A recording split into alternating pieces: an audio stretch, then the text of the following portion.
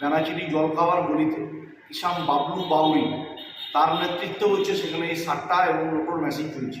বেনাচিরি জলখাবার গলিতে কিষান বাবলু বাউরি তার নেতৃত্বে হচ্ছে সেখানে এই সাট্টা এবং লোটোর মেশিন চলছে। অনলাইন সাট্টা পদার্থগতভাবে যার কোনো অস্তিত্ব খুঁজে পাওয়া না গেলেও লজিক্যালি তা আছে, প্রবলভাবে আছে। এই শহরেরই আনাচে কানাচে আছে, মানুষের মোবাইলে, কম্পিউটারে আছে।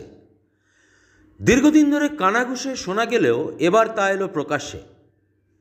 সম্প্রতি এই অনলাইন সাট্টার একটি অফিসের ছবি ভাইরাল হয়েছিল সোশ্যাল মিডিয়ায়। ছবির সারবস্তু ছিল একটি ঘরের দেওয়ালে সারি সারি ছক করা কাগজ ও সঙ্গে ক্যালকুলেটর। কিন্তু এর পেছনেই রয়েছে নাকি কোটি কোটি টাকার খেলা। এই অনলাইন সাট্টাই এখন শিল্পশহর দুর্গাপুরে রমরমিয়ে চলছে। বেনাচিতির জলখাবার গলি তার পীঠস্থান। বিজেপি নেতা চন্দ্রশেখর ব্যানার্জি সরাসরি বলছেন জনৈক বাবলু বাউরি নাকি এই সাট্টা ব্যবসার কিংপিন।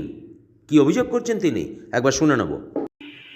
দুর্গাপুরে বেনাচিটি বাজার থেকে শুরু করে দুর্গাপুর কর্পোরেশনের বিভিন্ন এলাকায় সাট্টা এবং এই জুয়ো লোটোর নামে চলছে। প্রত্যেকটা জায়গায় এই ব্যবসাকে সক্রিয় করা হয়েছে।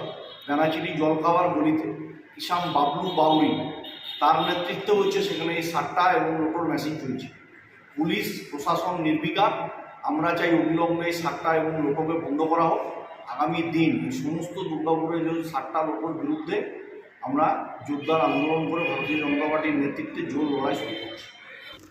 সূত্রের খবর, সরকারকে ট্যাক্স দেওয়া ডেলি লটারির আড়ালেই চলছে এই বেআইনি সাট্টা। শুধু বেনাচিতি নয়, ভিরিঙ্গি, কুলুড়িয়াডাঙ্গা, চণ্ডীদাস মার্কেট সর্বত্রই নাকি ছড়িয়ে আছে এর জাল, এবং অবশ্যই তা ইন্টারনেটের মাধ্যমে। জায়গায় জায়গায় রয়েছে এজেন্ট, তারাই মূলত মাধ্যমের কাজ করে চলেছে। সূত্র মারফত জানা যাচ্ছে পুরো খেলাটাই হয় অনলাইনে।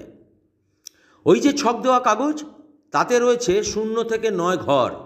প্রতিটা ঘরে ন্যূনতম 12 টাকা লাগালে মেলে 100 টাকা, অর্থাৎ প্রায় 10 গুণ টাকা। আর এতেই মজে সাধারণ মানুষ। দিনে 3 বার খেলা হয়। এই অবৈধ সাট্টায় সর্বশ্রান্ত হচ্ছে মানুষ, আর পকেট ভরছে এক শ্রেণীর সাট্টা কারবারিদের। এর জন্য ঝাঁ চকচকে অফিসের প্রয়োজন নেই, প্রয়োজনে দোকানের শাটার নামিয়েও চলছে খেলা। তবে আসল খেলাটা ধরে ফেলেছেন দুর্গাপুরের মহকুমা শাসক। এই অনলাইন সাট্টার রমরমা ধরতে যে প্রয়োজন সাইবার ক্রাইম বিভাগকে, সেটা অনুধাবন করেছেন মহকুমা শাসক ডক্টর সৌরভ চ্যাটার্জি। এই অভিযোগটা আমরা পাওয়ার পর আমরা সংশ্লিষ্ট থানা এবং সাইবার ক্রাইমকে জানিয়ে এটা তদন্ত করে ব্যবস্থা নেওয়া হবে। হ্যাঁ, আমরা সংশ্লিষ্ট অভিযোগটা পেয়েছি, ওটা পাওয়ার পরে আমরা তদন্ত করে তার ব্যবস্থা নেওয়া হবে। সূত্র আরও জানাচ্ছে যে শুধু অনলাইন সাট্টাই নয়, এর পেছনের কলাকুশলীরা আইপিএল সহ বড় ক্রিকেট টুর্নামেন্টগুলিরও অনলাইন বেটিং পরিচালনা করে থাকে।